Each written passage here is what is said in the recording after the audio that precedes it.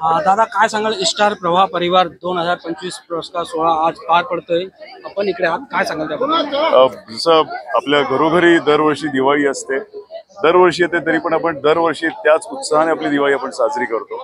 तसंच आपल्या घरची दिवाळी केवळ ऑक्टोबर नोव्हेंबर ह्याच्यामध्ये असं नाही, तर जेव्हा स्टार प्रवाह परिवार जेव्हा आपली दिवाळी साजरी करतो तेव्हा सुद्धा ती दिवाळी आपली तेवढीच मौल्यवान असते। ती दिवाळी आज आहे, सो त्यासाठी सर्वजण इथे सजून धजून आलेले आहेत।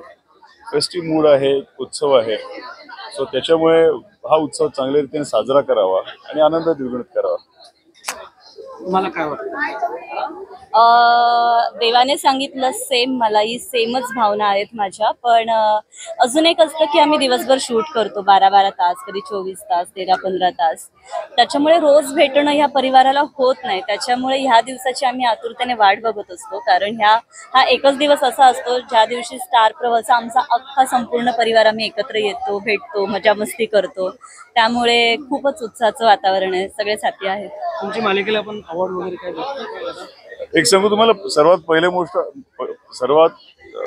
मोठं अवॉर्ड असतं ते म्हणजे आपले प्रेक्षक। ते जेव्हा आम्हाला दाद देतात, तो प्रत्येक दिवशी आम्हाला प्रत्येक अवॉर्ड असतो। तो जो मला एक मेसेज मिळतो, जो कॉल येतो, तो माझ्यासाठी अवॉर्डच्या बरोबरीचा असतो। सो त्यामुळे अवॉर्ड मिळणं न मिळणं ही गोष्ट पूर्णतः वेगळी आहे।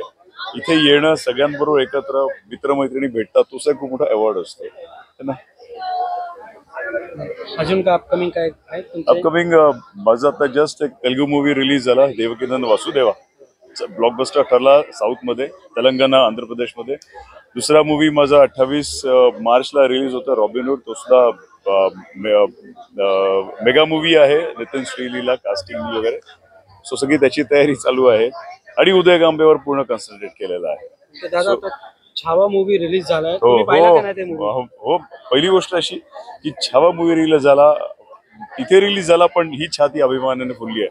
रायगडचं आहे, अलिबागचं आहे, त्याच्यामुळे छत्रपतींचं एक वेगळंच नातं आहे, एक हृदय आहे त्या तिकडे। आणि आमचे धाकले धनी, ते जेव्हा जगभरात जेव्हा त्यांचा उदो केला जातो, त्याच्यासारखी मोठी गोष्ट कुठली नाही। लक्ष्मण उत्तेकरांना खरंच मनापासून धन्यवाद देतो की त्यांनी आमच्या धाकल्या धनींना आमच्या सगळ्या पूर्ण जगभरात त्यांनी दाखवलं की आमचे धाकले धनी कसे होते ते। थँक्यू. खूप धन्यवाद।